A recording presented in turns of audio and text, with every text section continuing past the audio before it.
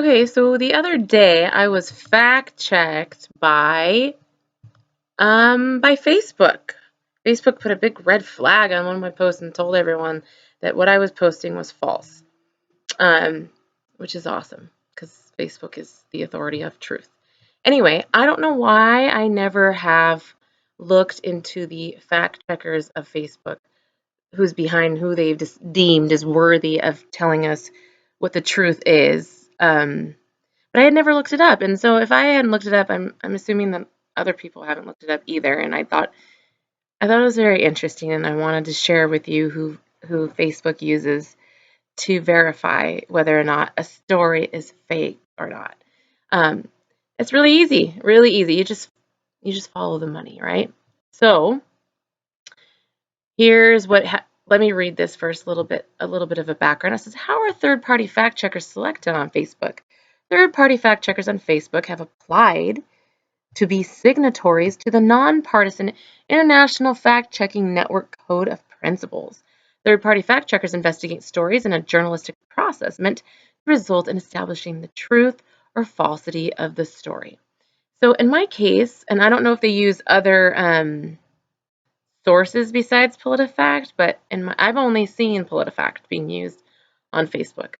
So my post was about Mitt Romney's son specifically, but also included Joe Biden, Nancy Pelosi, and John Kerry, how all their sons are connected to Ukraine companies, energy companies. And I got that information from Q. Let me show you where I got that information from.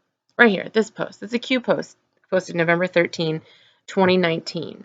It first starts off with a link to Senator Grassley, which is a long explanation, but this is what you need to understand. It says, read carefully, reread carefully, spy insert, EC known.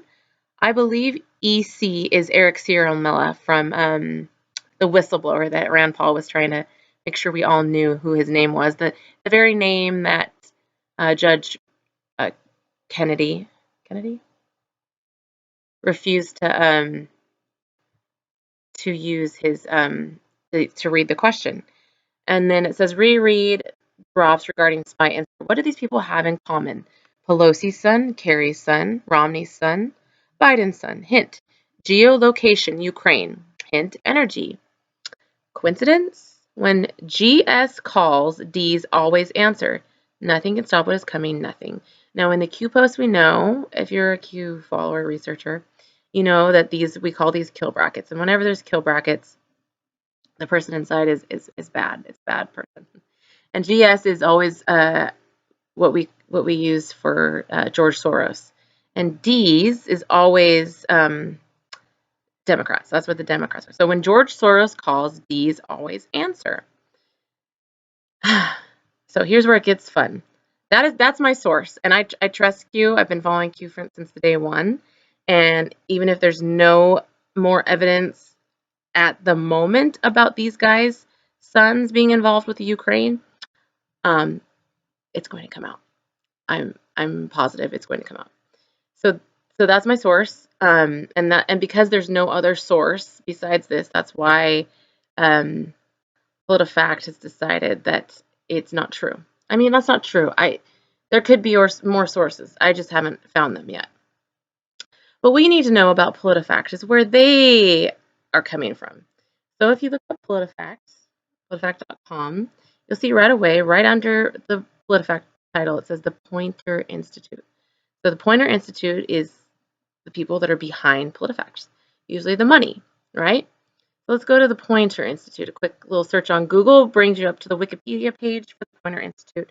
And all you need to read here, all you need to know is right here. In 2017, the Poynter Institute received $1.3 million from the Oma Dyer Network and the Open Society Foundations. Now, if anybody, well, those of us that are following this stuff really closely know exactly who the Open Society Foundations are. This is where it's really fun. In order to support new projects in 3 main areas, fact-checking technology is my favorite, impact tracking and financial awards through innovation grants and crowdfunding matches. So you just have to put your mouse over the Open Society Foundation right here to see who's behind the Open Society Foundation. None other than your guy, our favorite, George Soros. George Soros, the Open Society Foundation is owned and operated by George Soros. Guys, George Soros is behind fact checking on Facebook. If you don't know who George Soros is, you need to get up to speed. George Soros is a very, very bad guy. He's clearly not nonpartisan. He's well. Let me put it this way. George Soros is behind everything that causes chaos and division in the world. He's behind Antifa. He funds Antifa. He funds the migrant caravans coming from Mexico. You got to learn about George Soros. George Soros is a bad dude. He's in the Q post. One of the earlier Q posts, it explains that there's a triangle of power right at the top when you're talking about the deep state, the cabal, or whatever. And it lists George Soros as one side of the triangle, the Rothschilds as another side, and the Saud family from Saudi Arabia as the third side.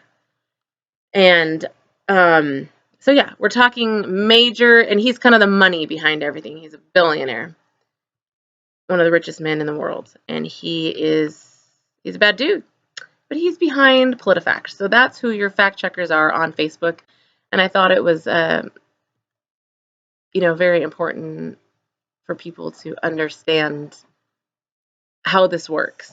The fact checkers are not unbiased at all. They're actually worse than being unbiased. They're there to deceive. Anyway, that's all. I just thought that was an important little thing to point out, and I don't know why I never knew that or saw that before. So yeah, you can't trust. You can't trust. You just don't know who to trust. So look into that. Look into all your sources and follow the money. That's the biggest lesson, is just to always follow the money, find the truth.